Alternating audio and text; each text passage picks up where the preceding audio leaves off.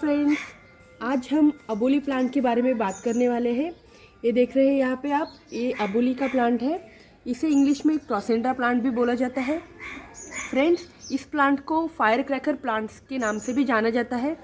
इसे fire cracker plant बोला जाता है क्योंकि फ्रेंड्स, जो भी इसके फ्लावरिंग स्टिक्स रहते हैं, जैसे कि आप यहाँ पे देख सकते हैं, ये जो है ये इसकी फ्लावरिंग स्टिक है।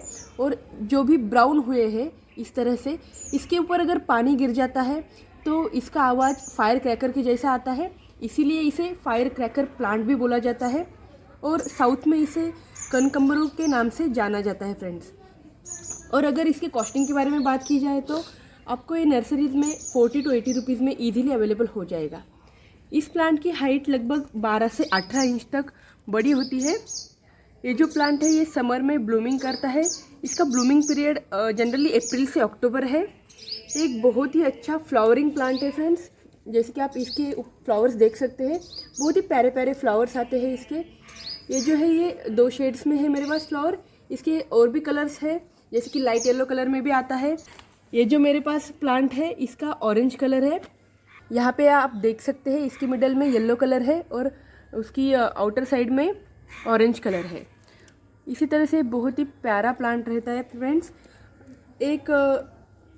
इसे आपने अपने गार्डन में लगा सकते हो फ्रेंड्स। और जब भी आप इसे अपने गार्डन में लगाओगे तो ये सेंटर ऑफ अट्रैक्शन बन जाएगा। ये प्लांट आपको किसी भी नर्सरी में इजीली अवेलेबल हो जाएगा। इसके सीड्स भी आपको नर्सरी में या फिर ऑनलाइन साइट्स पे भी आपको अवेलेबल हो जाएंगे। इस प्लांट को आप चाहे तो ज़मीन में भी लगा सकते हो या फिर गमले में भी लगा सकते हो। यहाँ पे आप देखिए, इस प्लांट को मैंने ज़मीन में लगाया हुआ है और इसकी ग्रोथ भी बहुत अच्छे से हुई है और इसे फ्लावर्स भी बहुत अच्छे से आए हैं। तो फ्रेंड्स, आप इसे गमले में भी लगा सकते हो। गमले में भी ये बहुत अच्छे से ग्रो करता है और ये ज़मीन में भी बहुत अच्छे से ग्रो करता है।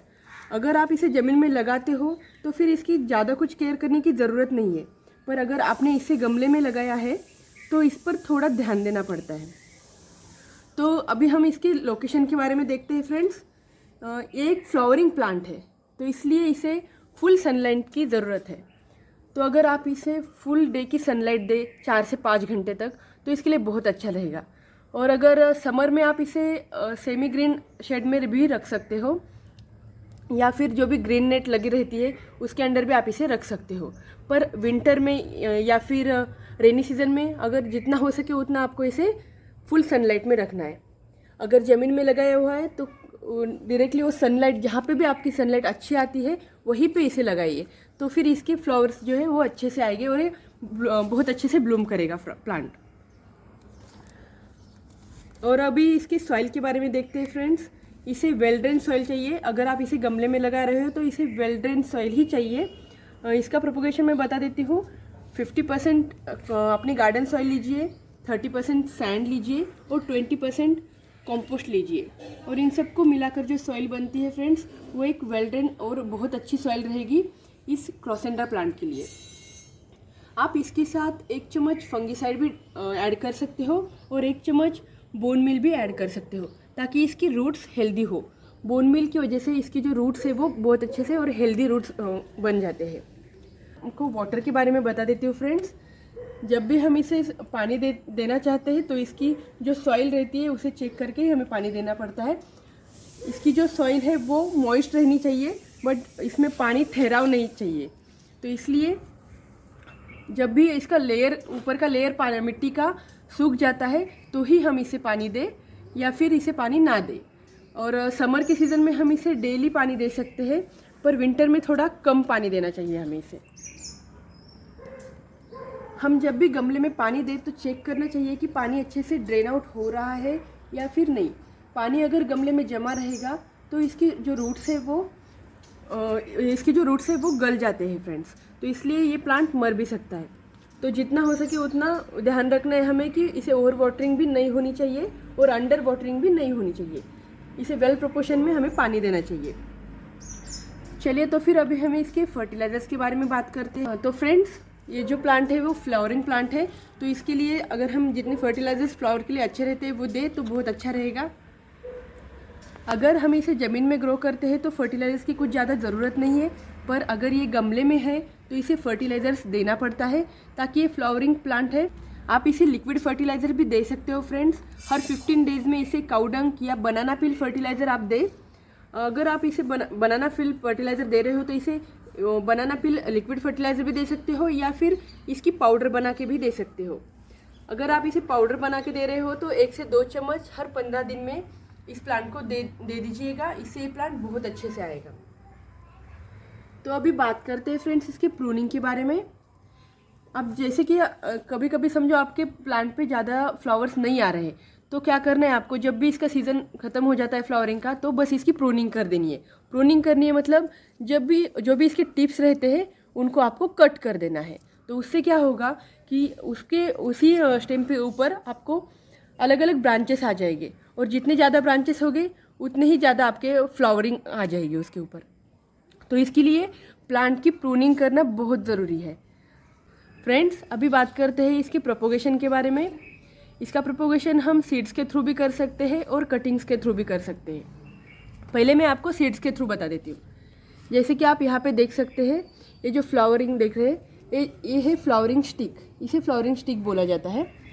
यहाँ पे देखिए, और इसी के ऊपर इसके सीड्स आ जाते हैं। ये देखिए, जब भी ये फ्लावरिंग, पहले तो ये ग्रीन है, ठीक है, और जब भी ये फ्लावर्स इसके सूख जाएंगे और ये स्टिक सूख जाएगी तो ऐसे ब्राउनिश हो जाती है, और इसके अंदर उसके सीड्स रहते हैं। तो जब भी ब्राउनिश हो जाएगी तो हमें इसे, अगर हमें सीड्स इसके चाहिए तो कलेक्ट करने हैं, तो ये ऐसे ब्राउनिश होने के बाद उसको कलेक्ट करके रखना है हमें, और फिर वो सीड्स हम कहीं पे भी लगा सकते हो। जब भी हमें ज़्यादा फ्लावर्स चाहिए तो ये जो स्टिक्स रहते हैं इन्हें हमें ऐसे निकाल के फेंक देना है। इससे क्या होता है, अगर ये ऐसे ही बने रहेंगे यहाँ पे, तो ये जो पेड़ है वो उनकी पूरी एनर्जी सीड्स बनाने में डाल देगा, तो उससे फ्लावरिंग कम हो जाएगी। अगर हम इसे निकाल दें तो यहीं पे दूसरे फ्लावरिंग स्टिक आ जाएंगे और बहुत सारे फ्लावर्स आ जाएंगे इसके ऊपर। फ्रेंड्स, मैं आपको यहाँ पे इसके सीड्स भी दिखा देती हूँ, अगर मिल जाते हैं। हम देखते हैं यहाँ पे चेक करके इसके सीड्स। पहले हम इसे निकाल देते हैं, और इसके जो अंदर है उसके अंदर इसके सीड्स बने हुए रहते हैं। ये देखिए,